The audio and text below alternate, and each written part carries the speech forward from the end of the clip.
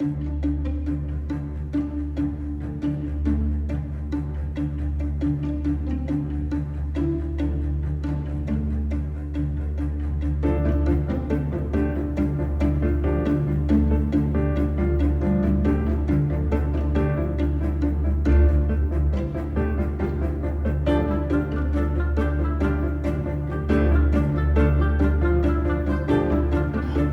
back to How to Fix Democracy. In this fifth series, we've been focusing on the last 100 years of American democracy.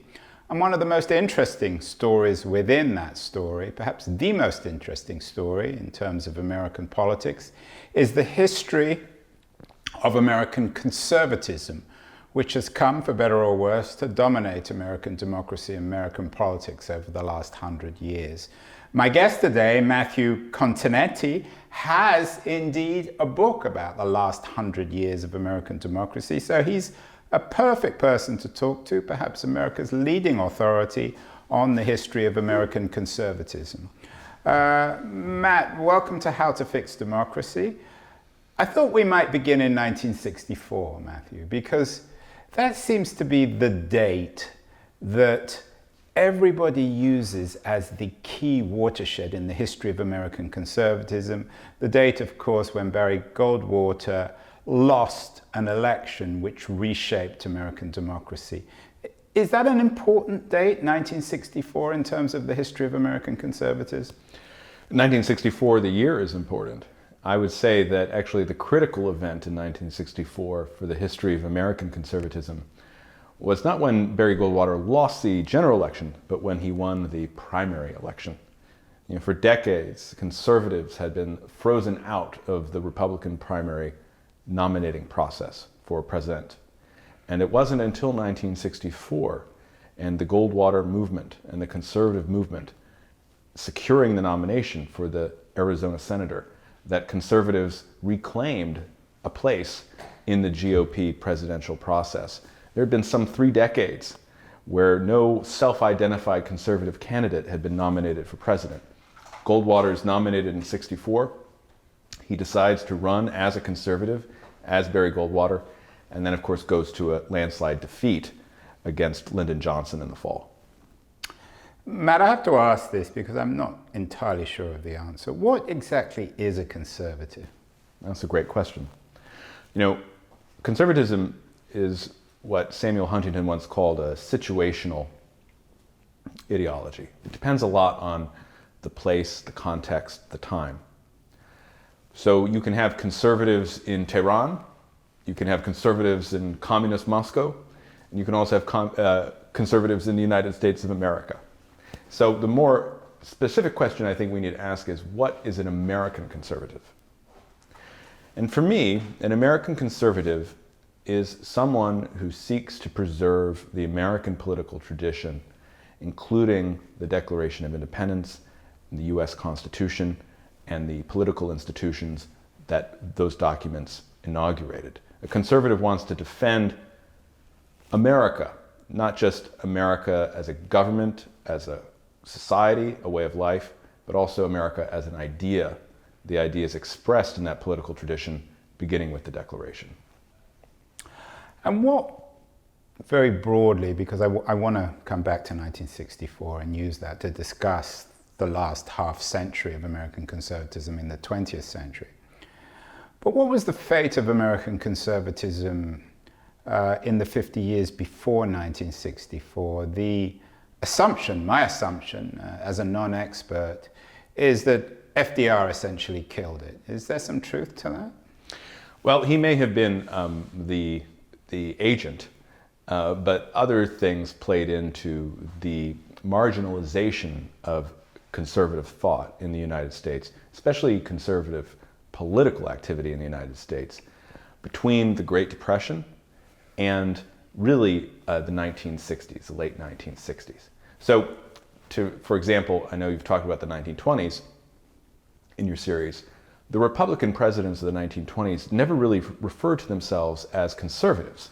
They referred to themselves as Americanists or normalcy men. They basically stood for the way things had been, or the way they understood things had been in the United States since the Civil War. It's not until FDR, his New Deal arising out of the Great Depression, that American conservatives begin to define themselves in opposition to the structures of government that FDR put in place in the 1930s. And so in the 1930s, you have a situation where American conservatives are defining themselves in opposition to FDR, not just his domestic policy, the New Deal, but also his foreign policy of liberal internationalism to eventually aid the Allies once World War II begins in Europe in 1939. So conservatism in the 1930s and 40s really opposes FDR and what he stands for. But that's a dilemma politically, because FDR was very popular, a very significant president.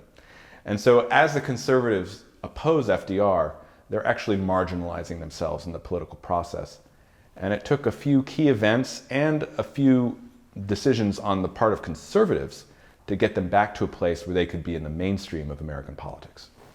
Early in our series, Matt, we had Amity Shlaes on, perhaps the world's leading authority on Calvin Coolidge, who seems to have developed a philosophy, a Coolidgean, if there's such a thing, a philosophy. I don't know whether everyone buys it, but she certainly buys it. Were there figures in the past that the Goldwaters, these new American conservatives of the 50s and 60s, did they look back to Coolidge, perhaps to Hoover, or back to the 19th century, and of course the founders?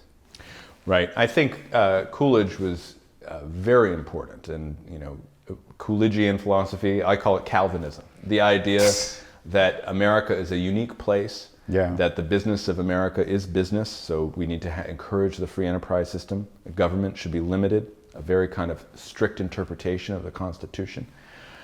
With Coolidge and the pre-World War II conservatives, of course, there was that strand of disengagement from the world. The idea that the United States should not be involved in European affairs, that the United States should not keep standing armies or a defense establishment.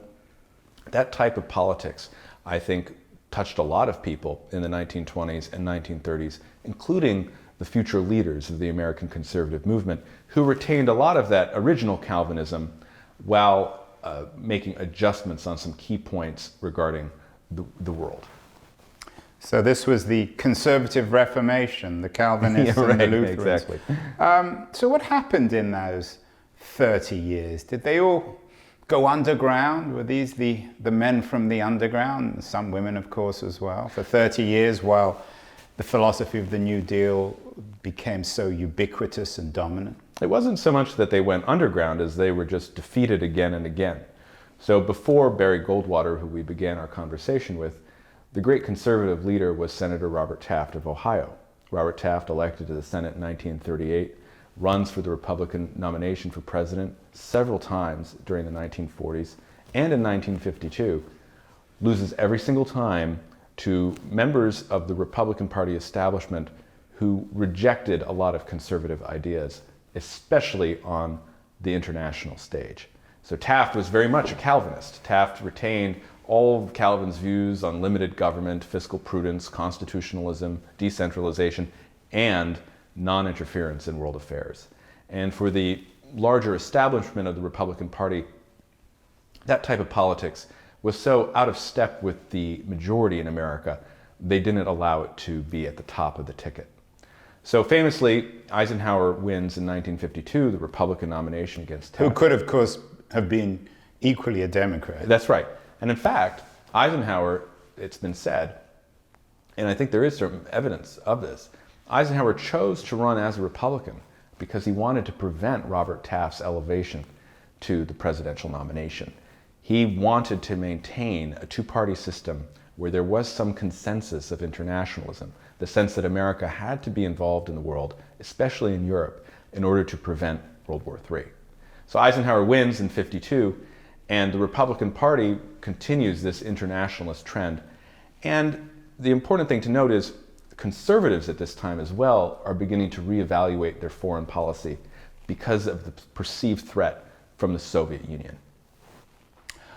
Was this incipient conservative movement, the Taftian Calvinist movement, Did they see themselves as insurgents, as rebels, particularly against American elites, the elites who shaped the Cold War, the George Marshalls of the world, the George Kennans of the world? Mm-hmm. Well, conservatives were outsiders during this period. They had been rejected at the ballot box many times, and they were also outsiders to the structures of government that FDR put in place. The New Deal really did reconceptualize American government, create a whole new kind of bureaucratic foundation for American government. None of those jobs went to conservatives. So the conservatives felt locked out, on the outside looking in. And so this, I think, opened them up to a lot of populist politics. Populism is kind of the political language of the outsider, or people who feel that they're not getting their say in politics. And conservatives certainly felt that way in the 1950s. It's an oddity that I always have trouble communicating to my students, that the conservative movement in America really formed during the presidency of an extremely popular Republican president. And those conservatives often were critical and viewed themselves as different from this extremely popular Republican president, General Dwight Eisenhower. Yeah, it's ironic, although perhaps not necessarily unusual, that some of the critique of Eisenhower's America, of normality, of mainstream, perhaps even suburban values, was something that later got shared by the left. Oh, in fact, you can go further than that and say that both the new right and the new left have roots in the 1950s. Because let's recall, just as conservative leaders like William F. Buckley Jr. or the writer Russell Kirk were beginning to develop coteries around the shared ideas of conservatism, you also had figures like Jack Kerouac and the beat writers in the 1950s critiquing the mainstream society from their more bohemian perspective. So yes, the Eisenhower era, I think, when to the degree that we think about it at all, oftentimes we think about it as kind of, Leave It to Beaver, Ozzie and Harriet, white picket fences. In fact, there was a lot of countercultural critiques of both right and left happening below the surface. The 50s, of course, are now remembered very much for the McCarthyite witch hunts and a culture of anti-communism, also a culture of anti-homosexuality, often driven by new government agencies, J. Edgar Hoover and so on and so forth. How attached to some of these movements was what you call the new right, new conservatism? Were they intrigued, excited? Were they in the vanguard, to use an old leftist term, of McCarthyism, or were they a little bit more ambivalent? Most conservatives of the time identified with Senator Joseph McCarthy. We have to remember that in 1950, when McCarthy begins his anti-subversive crusade in the State Department, beginning in the State Department, moving on to other government institutions, he was actually a very popular figure in America. The Gallup poll had him at a pretty high level. And conservatives saw McCarthy as a champion, someone who was really trying to root out communism from within. Now, it's important to note at the same time, conservatives were also beginning to adjust their views of foreign policy. And so it's little regarded that McCarthy himself was actually a conservative anti-communist abroad, in the same way as leaders like Buckley were, and later Goldwater would be. We tend to only look at McCarthy's internal fights, all the controversies and the tarnished legacy that followed, when in fact McCarthy had a broader view of America's engagement in the world. So I think that the McCarthy episode is extremely important for a few reasons. One is it shows how conservatives in the 1950s were beginning to look outward as well as inward at the communist threat. And two, it's really the beginning of a reconnection between conservatism and the American public. As we've been saying, FDR, Harry Truman, Dwight Eisenhower, very Republican, popular presidents, Democrat, Republican, but not conservative, or at least not as the way that conservatives understood conservatism, American conservatism. Well, suddenly, with McCarthy, this popular figure, someone who commands attention, the conservatives have a connection to a grassroots that they would later expand and develop into a real political force. Goldwater, of course, was from Arizona, McCarthy from the Midwest. Was this new conservatism driven by ambivalence or perhaps hostility to the coastal elites, certainly East Coast traditional elites, and then the new elites of the West Coast? A suspicion of the Eastern establishment, as it was called, recurs again and again in conservative writing, beginning even in the 1930s with the critiques of FDR's brains trust and the idea that social planners in Washington, D.C. or major institutions in New York City would somehow dominate the rest of the country. So that outsider perspective, that feeling of alienation from the metropolis that was really kind of governing world affairs and the course of American history, that's very much a part of the conservative experience in the 20th century. Isn't there something slightly absurd, Matt, about the fact that self-styled American conservatives would be against the establishment, the New England East Coast establishment that controlled and dominated the economics, the politics, the culture of the country since independence? Well, it's a peculiarity of American political development. You know, in most other countries, you have this slow kind of development of political institutions. The conservatives are the ones that want to maintain those institutions. In America, that track kind of was diverted because of the Great Depression and the New Deal, and this new system of government that FDR really kind of created during the New Deal. The huge expansion of powers here in Washington, D.C., the change in the nature of the relationship between the citizen and the state, the idea that the government was going to provide entitlements to the population. All of this was very new, very sudden, and the conservatives had no part of it. So they always felt that they needed to oppose it. They wanted to roll it back and to restore the status quo ante-Roosevelt. Although, of course, it was their version of the status quo. What about their reading of the key moments in 18th and 19th century American history? The Federalist, anti-Federalist debate, which of course resulted in relatively centralized Madison, Hamiltonian government, and then, of course, the Civil War. Were they historical revisionists, either on the Federalist debates or the Civil War? Well, I think the first thing to say is they revised people's understanding of the American founding. So it was often difficult to find copies of the Federalist Papers in print, or very rarely did you encounter books or courses on Alexis de Tocqueville prior to the rise of American conservatism. So I'd say American conservative views of the founding have been important in actually making all of us recognize the significance of the American founding. As to the internal debates, the conservatives in the middle of the 20th century were very much Jeffersonian. They were against Hamilton's ideas of centralized power, of an integrated union. They chose the more Jeffersonian perspective: strict construction, small government, low taxes, and states' rights. And of course, this is why the conservatives found themselves so often allied with segregationist Democrats from the South. We have to talk race, Matt, because you can't talk about American history without race and slavery. Critics of American conservatism suggest that if you pare away the surface, if you look more carefully at these people, ultimately beneath all this supposedly civilized conservatism is racism. What do you make of that? Historically, before we get to Goldwater in '64. Right. Well, I think that's a very simplistic and reductive narrative.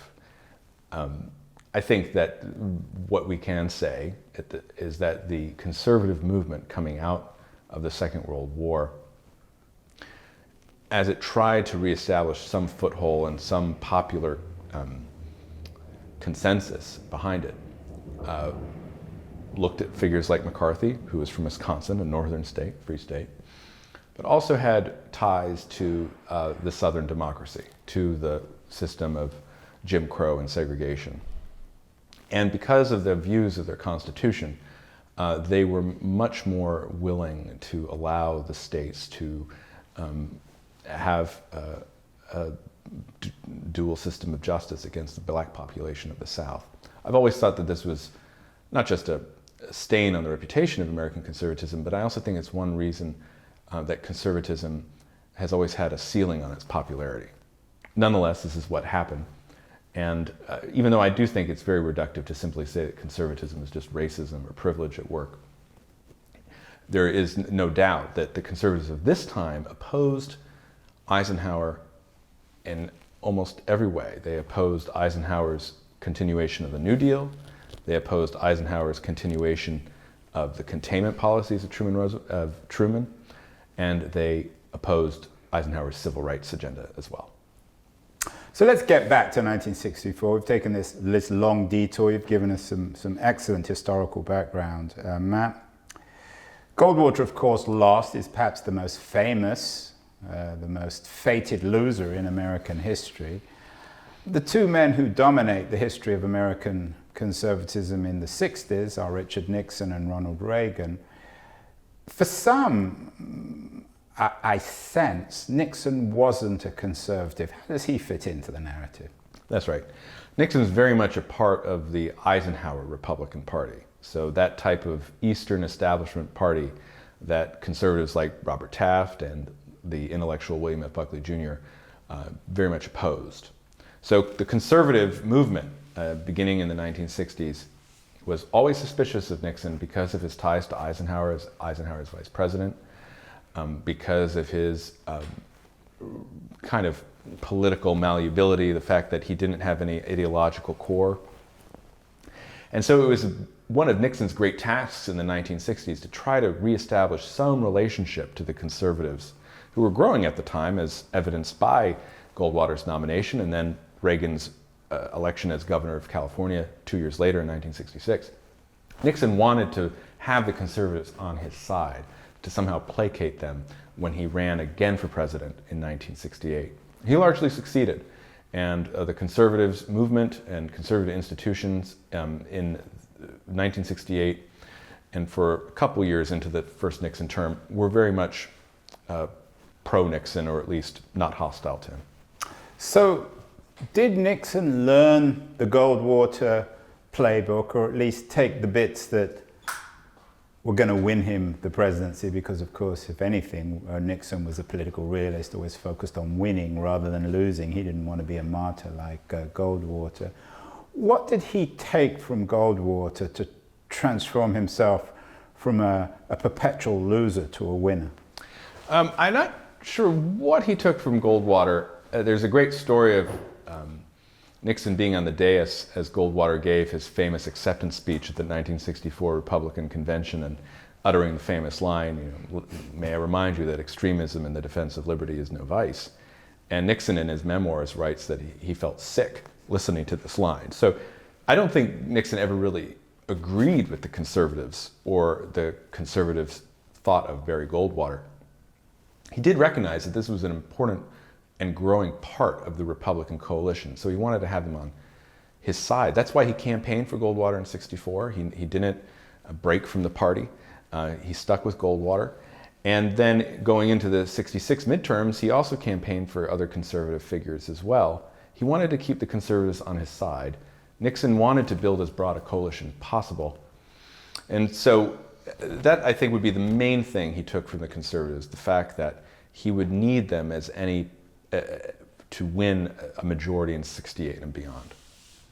Were the conservatives of the 60s, Matt, were they the unintended beneficiaries of events way beyond their control? Vietnam, the civil rights movement, the cultural upheaval, and of course the shift in politics. Did Nixon actually understand what he was doing in his Southern strategy, or is that a convenient narrative for critics of conservatism?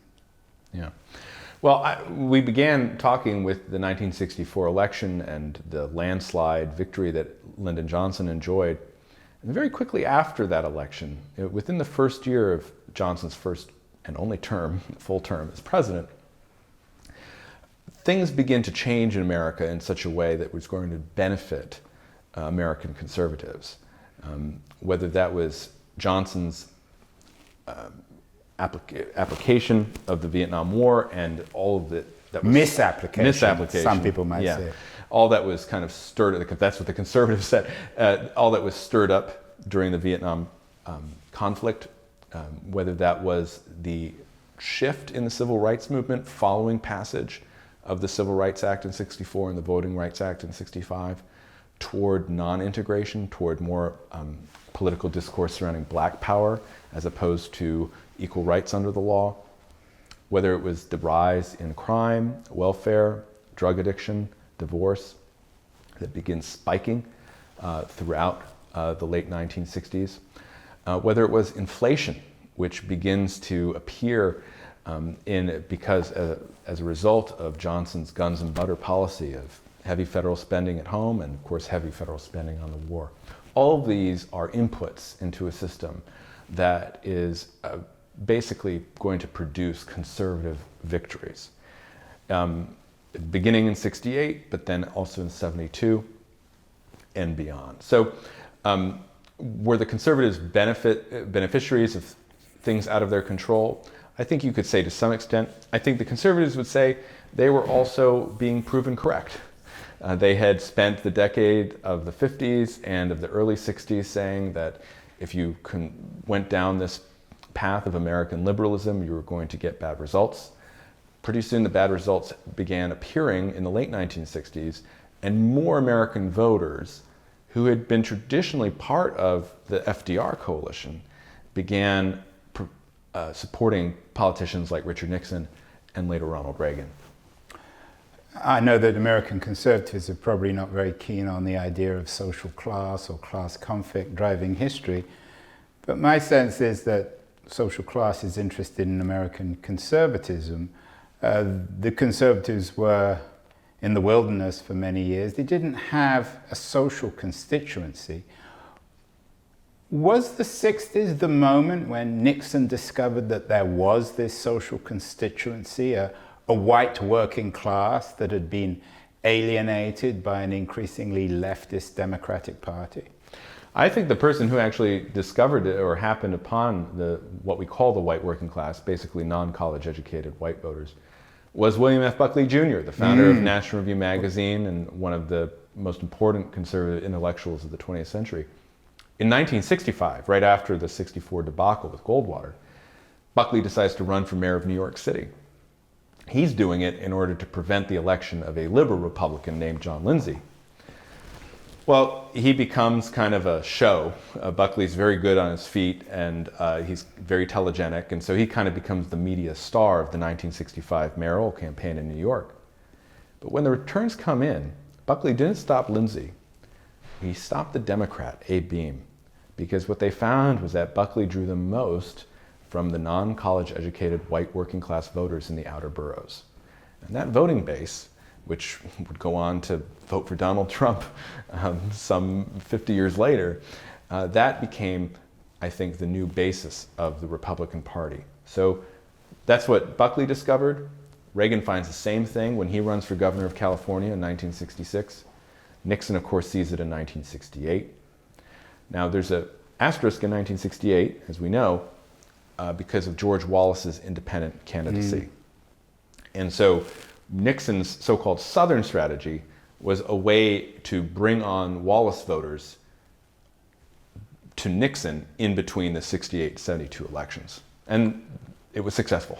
And all sorts of rumors about unspoken deals also between Nixon and Wallace, which may or may not be true. Let's talk a little bit about Buckley. He always comes up in these conversations.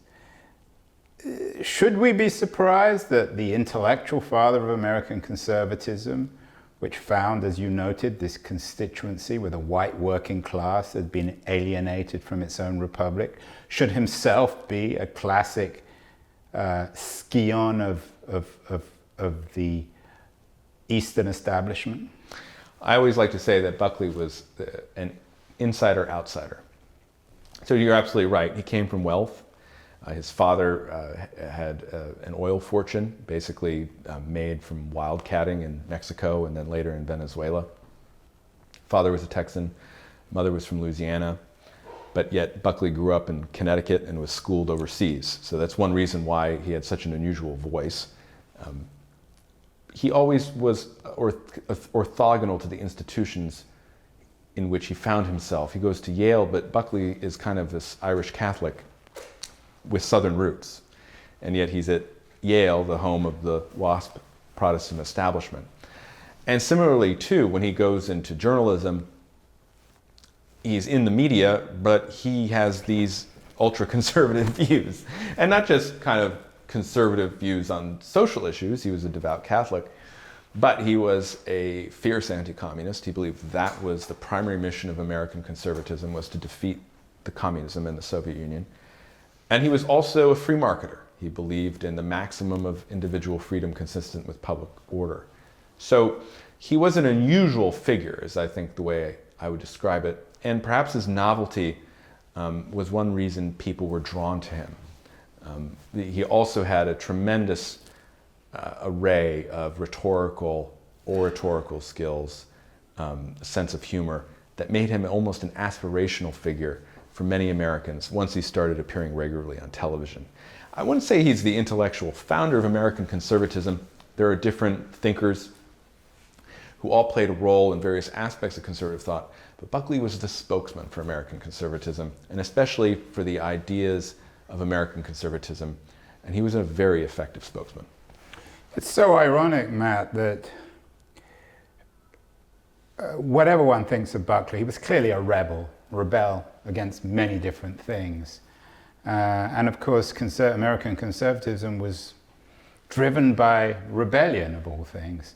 It seems to have attracted a generation of equally talented, rebellious outsiders. Another person who comes to mind is Phyllis Schlafly. There's almost I know Steve Bannon likes the idea of being a Leninist, but there's almost a Leninist quality to the insurgency of these people, isn't there? Well, they would not like the label Leninist, unlike Bannon. That's why I use it. Right. I think what you're getting at is there was a sense that they were taking it to the elites.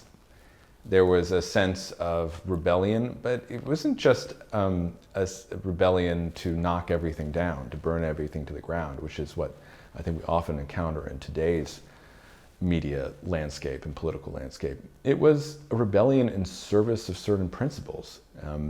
These were conservative principles, but they were principles nonetheless, whether it was the recovery of an earlier conception of American government, whether it was the free market ideas being expounded by people like Friedrich Hayek or Milton Friedman, whether it was kind of the social agenda that Phyllis Schlafly was pursuing in the 1970s, a social agenda really geared toward defending traditional concepts of gender, sex, and the family from these new rising forces that also had the power of the state behind them in many ways. So I don't think this rebellion was necessarily nihilistic. It was in the service of ideas. And another important fact, which is missing from today's politics, I think, is certainly figures like Buckley embodied a certain sense of fun. It was a sense that we're part of this movement. We have ideas. We can give you books. We can give you The Conservative Mind. We can give you The Conscience of a Conservative. We can give you any one of Buckley's books. He published one a year. We can give you Free to Choose by Milton Friedman. And then you can come to our gatherings, and we're going to have fun. And we're going to kind of have this crusade in the service of principles that we believe in. You don't get that sense from the right today. It's the valence is very negative. Now, maybe that's just an outsider speaking, but I can certainly see the sense of humor that was there in the night with Buckley is a rare commodity in today's American politics. And in contrast with the left of the 60s, you had fun, you had real fun, you could tell jokes, and you didn't have to take your clothes off or take drugs. Right, yeah.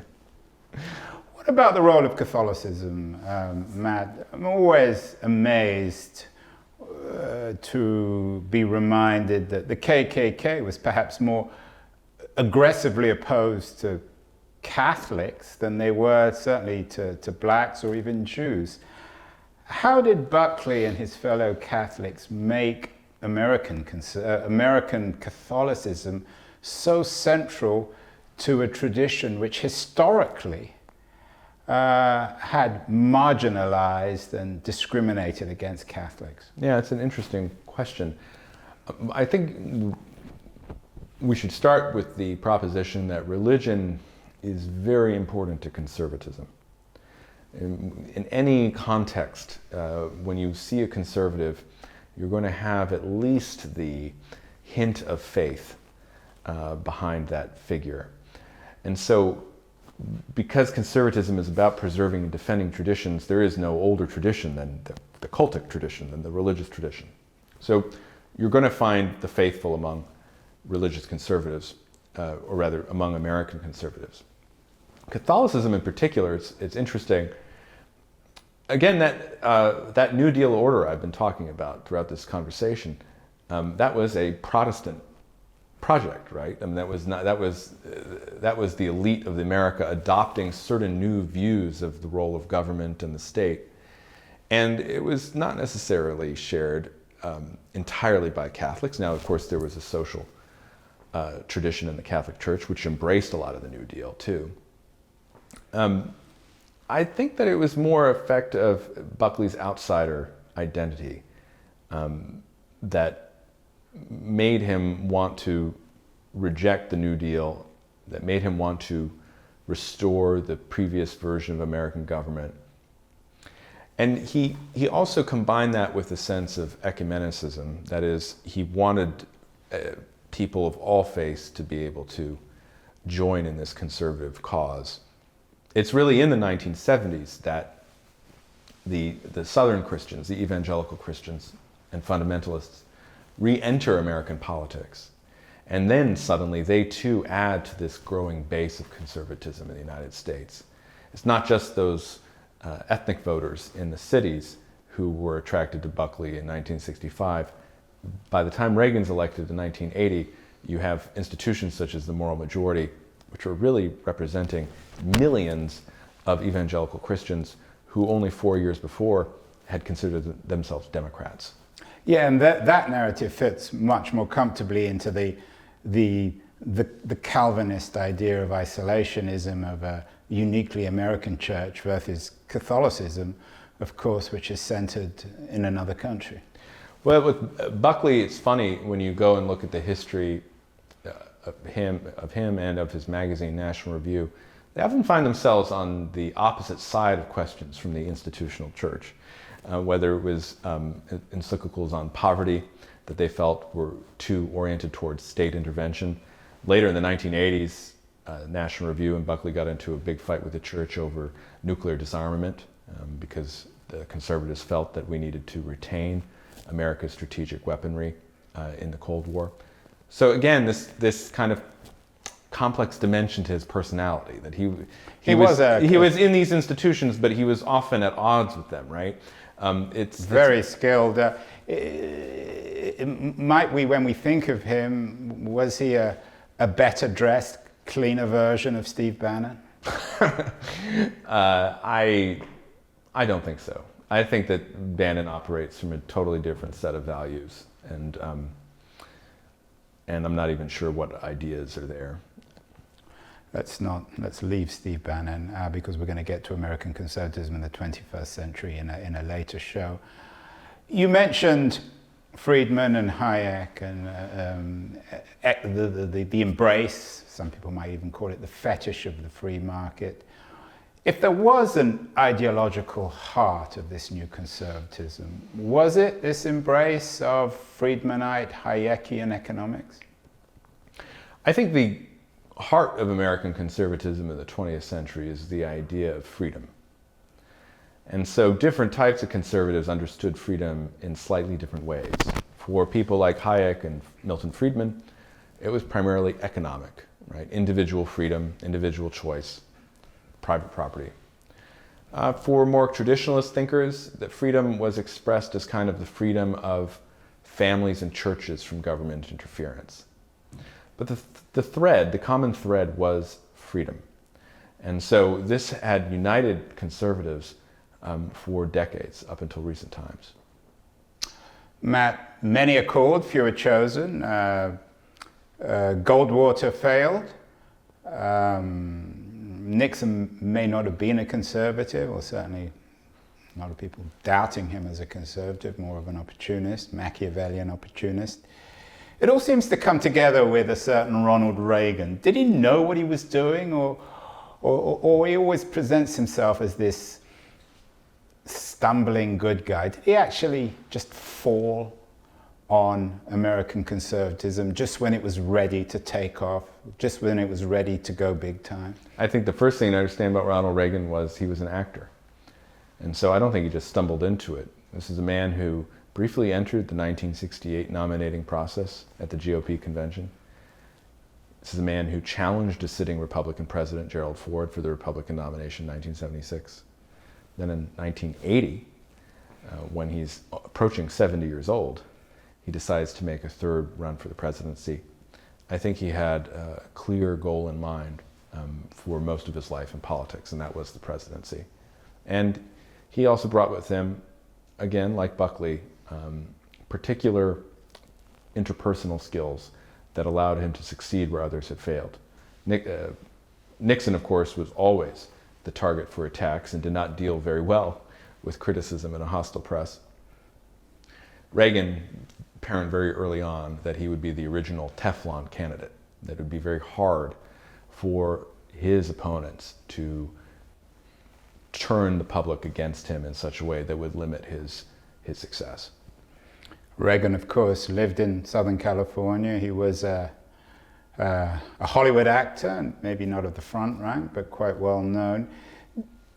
Is that Hollywood element, both institutionally, economically, many of his supporters were from Hollywood, and culturally, was that essential for American conservatism to become so dominant in the last quarter of the 20th century? Well, I think that hint of glamour that Hollywood may have provided Reagan certainly helped him as a politician, and it added to kind of his presence, his stage presence, which was very real. Reagan had to surmount in 1980 a great deal of attacks from the incumbent president, Jimmy Carter, that he was a radical, that he was nothing more than another Barry Goldwater. And he was able to surmount those attacks, not just as a result of the conditions in the United States, which I think helped Reagan win in '80, but also because he had a different personality than Goldwater. Where Goldwater was very acerbic, very tart, very pessimistic, almost always thinking in negative terms, laws he would not pass, laws he wanted to repeal, things he didn't want to do. Reagan had a winning personality. He had a very quick sense of humor, which is always underrated when evaluating politicians. And he had an outward and positive valence to what he was talking about. It wasn't just anti-communism, it was pro-democracy. It wasn't just spending cuts, it was, now I'm going to give you tax cuts. It was a much more fleshed out vision of the future that Ronald Reagan was able to provide throughout the 1980s than any conservative had really done before. Burke seemed to get this, the intellectual father of conservatism, and Buckley as well, the performative quality of conservatism. It's all very well to write books about it and have think tanks, but for conservatism to take off, did it need that performative quality? Yeah, I don't think it's limited to conservatism. I think just performance is important to politics in general. Well, I can think of a certain recent Democratic president who was also very good at the stage and also had a very good... Who was that? I can't think of one. You don't think Barack Obama was a good communicator? Oh, yes. I seem to remember he had pretty good skills. I thought you perhaps thinking of Bill Clinton. No, I think that's one reason Obama, in a weird way, admired Reagan, or at least wanted to be the liberal Reagan, was you need that kind of presence in order to really galvanize people. And so that was absolutely critical to conservative success in Reagan and then beyond, even in the 1990s when kind of leadership of the conservative movement went to Newt Gingrich. But was Reagan performing, you said, I think he was performing all the time. All political movements are performative. I'm not sure, you're certainly right probably on the left with Obama and certainly on the right, but what about the ruling American technocracy which Buckley was against?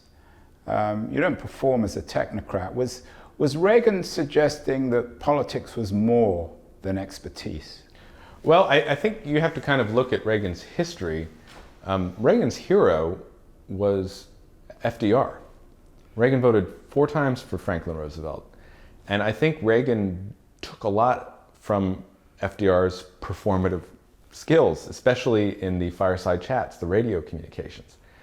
I can also think of another Democratic president, John F. Kennedy, who kind of came in to office in *61 with the vision of Camelot, right? Mm-hmm. And certainly that debonair quality he brought to the office, and his wife, Jackie Kennedy, brought to the office, that was present too. I think when Reagan came to Washington, he wanted to restore that era, that kind of aura, rather, of drama and performance to the White House. And I think he and Nancy Reagan did a pretty good job of it. They certainly did, but the performative qualities make them probably more like FDR and JFK, who certainly weren't conservatives. Finally, Matt, what about the ideological legacy of Reagan? He ended the century. You talk about the 90s. The only thing I can remember about the 90s was the internet was invented. For America, I think the 20th century ended with Ronald Reagan. What did he accomplish in ideological terms beyond the performance, beyond the glittering brilliance of right. how he related to America and the world? Sure. I mean, I think the most significant event of the 1990s was the dissolution of the Soviet Union. Oh, I forgot about that. Which began in 1989 with the collapse of the Berlin Wall, just about 10 months after Ronald Reagan leaves office. I think Reagan's primary historical legacy was in creating the conditions for the Soviet Union to collapse peacefully at the beginning of the 1990s. And I think that was the result of Reagan's foreign policy. A more confrontational foreign policy in Reagan's first term, defense buildup, Reagan doctrine of supporting anti-communist insurgencies around the periphery of the Soviet Empire, the rhetorical campaign that he launched against the Soviet Union, calling it the evil empire, other speeches such as at Westminster where he talked about the infrastructure of democracy. That was the first term, and then in the second term, once he found a negotiating partner in Mikhail Gorbachev, a lowering of tensions and really providing Gorbachev the space where Gorbachev could pursue glasnost and perestroika, and then of course watching the entire communist system unravel around him. I do think that is Ronald Reagan's primary historical legacy and why he'll be remembered as one of America's most significant presidents. It's very interesting that you focus on that achievement. Others would focus on his fundamental re-architecting of American economics, of tax policy, unleashing the innovation that perhaps enabled the digital revolution. What's your take on the economic and indeed social and cultural achievements or lack of achievements of Reagan? Others would suggest that it was his implicit racism that created the seeds for Donald Trump. I do focus on communism because that was the primary goal of the American conservative movement in the 20th century, was to defeat world communism. And tax rates can be raised or lowered. Soviet Union not existing right now, and despite Vladimir Putin's attempts to kind of restore something like it, he still has a ways to go. On economics, I think you're absolutely right. Reagan did kind of change the expectations of what the government was going to provide Americans.